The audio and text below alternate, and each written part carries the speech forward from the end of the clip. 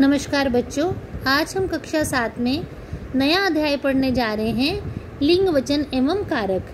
आज की इस वीडियो में मैं यहाँ पे दो चीज़ों के बारे में आपको बताऊंगी। लिंग और वचन के बारे में, और कारक के बारे में हम अगले दिन अगली वीडियो में पढ़ेंगे। तो चलिए शुरू करते हैं। लिंग यानी जेंडर। तो हम ये तस्वीर देख रहे हैं, इसमें कुछ लोग हमें दिखाई दे रहे हैं। तो हम पढ़ते हैं। माँ बाजार जा रही हैं, पिताजी फोन पर बात कर रहे हैं, दादाजी और दादी जी समाचार सुन रहे हैं, माली फूल लेकर आया है, माली माला बना रही है, आया ने बच्चे को सुला दिया, कमरे में मेज पर फूलदान रखा है, लड़की अलमारी में कपड़े रख रही है। अब आप ये देखिए, ये रंगीन शब्द जो आपको दिखाई दे रहे हैं, इसमें कुछ शब्द जो है स्त्री जाति सूचक शब्द हैं और कुछ शब्द जो है पुरुष जाति सूचक शब्द हैं। तो इन शब्दों को हम अलग अलग ग्रुप में लिख लेंगे। जैसे माँ और दादी जी, ये स्त्री जाति सूचक हैं। दादाजी और पिताजी, ये पुरुष जाति सूचक हैं। ऐसे ही माली, फूल, ठीक है। और इधर हम अगर देखें तो मेज, फूलदान, ये सारे पुरुष जाति सूचक हैं। अगर हम पढ़ें मालिन, माला, आया, लड़की, अलमारी, ये स्त्री जाति सूचक शब्द होते हैं। और इसमें कुछ शब्द ऐसे हैं जैसे कपड़ा, कपड़े, बच्चे, ये ना तो स्त्री जाति सूचक है ना पुरुष जाति। इनके लिए हम क्या करेंगे, इनके लिए इनको किस हम वर्गीकरण में रखेंगे, ये भी आपको आगे बात करते हैं। तो सबसे पहले लिंग की हम परिभाषा पढ़ लेते हैं। शब्द के जिस रूप से स्त्री जाति अथवा पुरुष जाति का बोध हो उसे लिंग कहते हैं। यानी वह शब्द जो स्त्री जाति की बात करता है वो स्त्रीलिंग का, और जो शब्द पुरुष जाति के बारे में बताता है वो पुल्लिंग शब्द कहलाता है। तो लिंग के कितने भेद हो गए? हिंदी भाषा में लिंग के दो भेद होते हैं। लिंग के भेद हैं पुल्लिंग और स्त्रीलिंग। अब यहाँ हम पढ़ते हैं। यहाँ दो लोग आपस में बात कर रहे हैं। पत्नी पति से कह रही है बाजार चलते हैं, मुझे सुनार से कुछ आभूषण बनवाने हैं। और पति कह रहे हैं नहीं, आज मुझे सभा में जाना है, वहाँ लेखक, कवि, विद्वान और शिक्षक आ रहे हैं। उपयुक्त संवाद यानी बातचीत में रंगीन शब्द पुल्लिंग हैं। जैसे बाजार, सुनार, आभूषण, ये पुल्लिंग है, यानी पुरुष जाति का बोध कराते हैं। ठीक है। इस प्रकार शब्द के जिस रूप से पुरुष जाति का बोध होता है उसे पुल्लिंग कहते हैं। अब स्त्रीलिंग के बारे में जानते हैं। ये देखिए, यहाँ भी दो लोग आपस में संवाद कर रहे हैं, बातचीत कर रहे हैं। पुस्तक मेले में क्या क्या देखा, माता पूछ रही हैं, और बच्चा बता रहा है माँ, हमने पुस्तक मेले में लेखिकाओं, कवयित्रियों और विदुषी स्त्रियों से भेंट की। अब ये सारे जो शब्द हैं स्त्रीलिंग शब्द हैं। उपयुक्त वाक्यों में छपे रंगीन शब्द स्त्री जाति का बोध करा रहे हैं। इस प्रकार शब्द के जिस रूप से स्त्री जाति का बोध होता है उसे स्त्रीलिंग कहते हैं। तो ये हमने परिभाषा पढ़ ली थी। अब यहाँ बताया गया कि बहुत सारे जो स्त्रीलिंग शब्द हैं, अश्विनी, रेवती, मृगशिरा, सारे नक्षत्र स्त्रीलिंग में आते हैं। सारी नदियाँ स्त्रीलिंग शब्द में होती हैं। सारी बोलियाँ स्त्रीलिंग शब्द में हैं। भाषाएं स्त्रीलिंग शब्दों में होते हैं। तिथि और भोजन भी सारी स्त्रीलिंग शब्दों में होती हैं। इसके बारे में आप पढ़कर जानकारी ले सकते हैं। हम आगे अपने कॉन्सेप्ट पे चलते हैं। यहाँ आप देख सकते हैं पुल्लिंग और स्त्रीलिंग शब्द लिखे गए हैं। जैसे छात्र से छात्रा, शिष्य से शिष्या, सुत से सुता, आत्मज से आत्मजा। ऐसे ही नाना से नानी, ब्राह्मण से ब्राह्मणी, कबूतर से कबूतरी, देव से देवी। और भी पढ़ते हैं मूर्ख से मूर्खा। मूर्ख व्यक्ति होता है, पुरुष होता है तो मूर्ख, और अगर स्त्री होती है तो मूर्खा। आचार्य, आचार्य यानी गुरु, पढ़ाने वाले। अगर पुरुष है तो आचार्य, अगर स्त्री है तो आचार्य। जैसे आप लिखते हैं श्रीमान प्रधानाचार्य जी और श्रीमती प्रधानाचार्य जी, है ना। प्रिय, प्रिया, पूज्य, पूज्या, अनुज, अनुजा। ऐसे ही सखा, सखी, पुरुष मित्र होता है सखा, तो जो महिला मित्र होती है उसे सखी कहते हैं। ऐसे ही गोरा, गोरी, पोता, पोती, ये सारे शब्द आपने पहले सुने और पढ़े हुए हैं।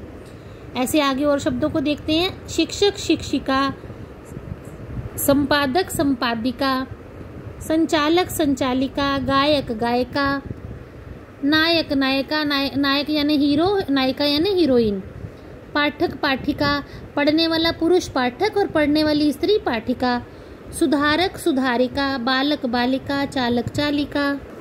इस प्रकार और शब्द देखते हैं। लोटा लुटिया, बंदर बंदरिया, डिब्बा डिबिया, सुनार सुनारिन, लुहार लुहारिन, सांप सापिन, माली मालिन, बाघ भागिन। ऐसे ही कुम्हार कुम्हारिन, दर्जी दर्जिन, जुलाहा जुलाहिन, बेटा बिटिया, चिड़ा चिड़िया, चूहा चूहिया। अब आगे कुछ और शब्दों को देखते हैं। चौधरी चौधराइन, बाबू बबुआइन, लाला ललाइन, हलवाई हलवाइन, ठाकुर ठकुराइन, गुरु गुरुआइन। अब नी शब्द जोड़कर भी हम स्त्रीलिंग बनाते हैं। शेर शेरनी, ऊंट ऊंटनी, जाट जाटनी, मोर मोरनी, रीछ रीछनी। ऐसे ही आनी शब्द जोड़कर, आनी जो है प्रत्यय जोड़कर बनाए जाते हैं कुछ स्त्रीलिंग शब्द, जैसे सेठ से सेठानी, नौकर नौकरानी, देवर देवरानी, जेठ जेठानी। अब स्त्रीलिंग जो है वान तथा मान शब्दों के स्थान पर, जैसे श्रीमान श्रीमती, ठीक है ना।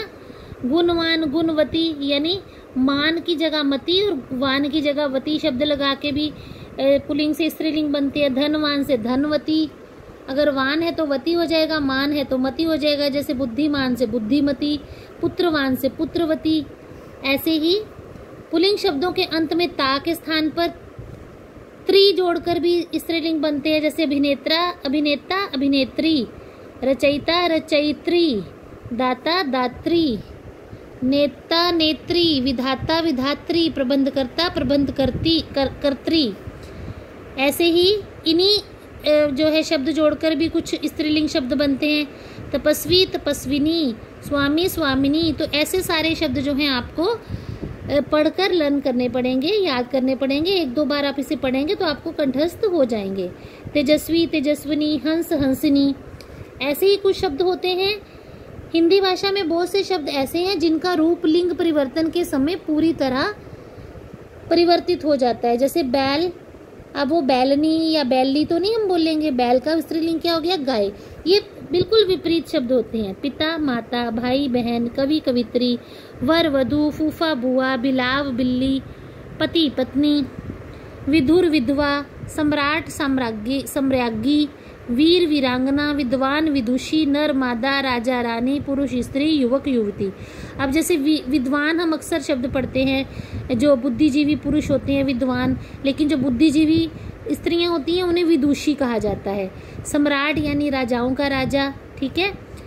तो उसकी जो पत्नी होगी वो क्या कहलाएगी, सम्राज्ञी। तो इसके जैसे विदुर, जो इसकी पत्नी गुजर गई है वो विदुर, और जिसका पति मर गया है वो विधवा कहलाएगी। इस तरह कुछ शब्दों को आपको ध्यान से याद करना पड़ेगा। ऐसे ही देखिए कुछ शब्द ऐसे होते हैं जिनमें स्त्रीलिंग लिखने के लिए हमें उसके साथ मादा शब्द जोड़ना पड़ता है, ठीक है। जैसे तोता तो मादा तोता, खरगोश तो मादा खरगोश, हम इसको खरगोशी कछुई ऐसे तो नहीं बोल सकते। तो जिन शब्दों का स्त्रीलिंग हमें समझ में नहीं आता उनके लिए अक्सर पुल्लिंग शब्दों का प्रयोग होता है।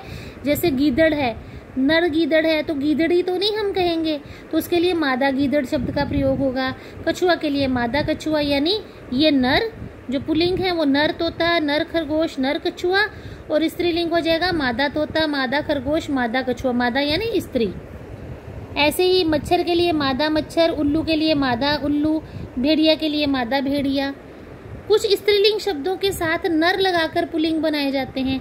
अब ये देखिए कोयल स्त्रीलिंग शब्द है, तो अब इसके लिए जो पुल्लिंग है उसको हम कोयला तो नहीं बोलेंगे, तो उसके लिए बोलेंगे नर कोयल। मछली स्त्रीलिंग शब्द है तो नर मछली, ये पुल्लिंग शब्द हो गया। चील स्त्रीलिंग शब्द है तो नर चील। तितली स्त्रीलिंग शब्द है तो नर तितली। मकड़ी से नर मकड़ी, ये पुल्लिंग शब्दों में बदल रहे हैं हम। कुछ शब्द स्त्रीलिंग रूप में प्रयोग होते हैं ना, गिलहरी, छिपकली, मक्खी, भेड़, मैना, तो इनके जब पुल्लिंग शब्द बनाए जाते हैं तो इनके साथ नर शब्द जोड़ दिया जाता है, तो वो पुल्लिंग शब्द बन जाते हैं। नर गिलहरी, नर छिपकली, नर मक्खी, नर भेड़, नर मैना इत्यादि। इस तरह हम पुल्लिंग और स्त्रीलिंग शब्दों में भेद कर सकते हैं। उम्मीद है आपको ये वीडियो समझ में आ गई होगी। अब हम इसकी एक्सरसाइज करेंगे। अब इसके साथ ही हम पढ़ते हैं वचन। वचन यानी नंबर। अब नंबर यानी एक और अनेक के बारे में जो शब्द हमें जानकारी देते हैं। बच्चों, आपने जो वाक्य लिखे उनमें ध्यान दीजिए। कौन से वाक्य हैं? अच्छा, अभी आपने लिखे नहीं है। चलो हम आगे पढ़ते हैं। वचन की परिभाषा से सीधा शुरू करते हैं। वचन शब्द का अर्थ होता है संख्या बताने वाला। इस प्रकार शब्द के जिस रूप से उसके एक या अनेक होने का बोध होता है, यानी जो शब्द हमें बताता है कि एक व्यक्ति या वस्तु की बात हो रही है या एक से अधिक व्यक्ति या वस्तुओं की बात हो रही है, वो शब्द जो ये एक या अनेक होने का बोध कराता है उसे वचन कहते हैं। अब वचन के हम दो भेद होते हैं। पहले एक वचन और दूसरा बहुवचन। बहु मतलब अधिक, एक यानी एक। जो एक वस्तु या व्यक्ति की बात करे वो एक वचन, और जो शब्द बहु यानी एक से अधिक व्यक्तियों की या वस्तुओं की बात करे वो बहुवचन। ये देखिए परिभाषा लिखी हुई है। शब्द का वह रूप जो एक प्राणी, एक वस्तु अथवा एक पदार्थ का बोध कराता है एक वचन कहलाता है। जैसे लड़की सो रही है, बच्चा खेल रहा है, हाथी गन्ना खा रहा है, रही है, रहा है, ये भी एक वचन के अनुसार क्रिया बदली है। नदी बह रही है, मानसी ने माला पहनी है, माँ कहानी सुना रही है। ये सारे नदी, माला, कहानी, लड़की, बच्चा, गन्ना ये एक वचन शब्द हैं। अब बहुवचन क्या होते हैं? शब्द का वह रूप जो एक से अधिक प्राणियों, वस्तुओं अथवा पदार्थों का बोध कराता है वह बहुवचन कहलाता है।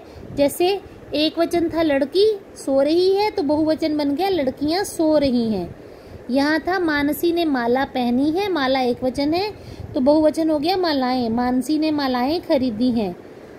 हाथी गन्ना खा रहा है, यहाँ गन्ना एक वचन है तो बहुवचन हो गया हाथी गन्ने खा रहा है। ठीक है। अब ये एक वचन है नदी, नदी बह रही है तो बहुवचन में आ गया नदियां बह रही हैं। है का बहुवचन हो गया हैं, बिंदु लग के। ऐसे ही बच्चा खेल रहा है, बच्चा एक वचन है तो उसका बहुवचन हो गया बच्चे खेल रहे हैं। माँ कहानी सुना रही है, कहानी एक वचन है तो माँ एक से अधिक कहानियां सुनाएगी तो बहुवचन हो जाएगा कहानियां। माँ कहानियां सुना रही है। वचन का अध्याय आपका इतना ही है। बस आगे जो है एक वचन और बहुवचन लिखे गए हैं जिन्हें आप अपनी सुविधा अनुसार पढ़ सकते हैं। अभी हम फोकस करेंगे पुस्तक अभ्यास कार्य पर।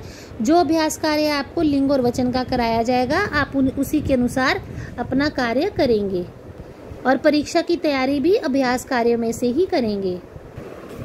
तो वचन का कार्य भी केवल यहीं तक।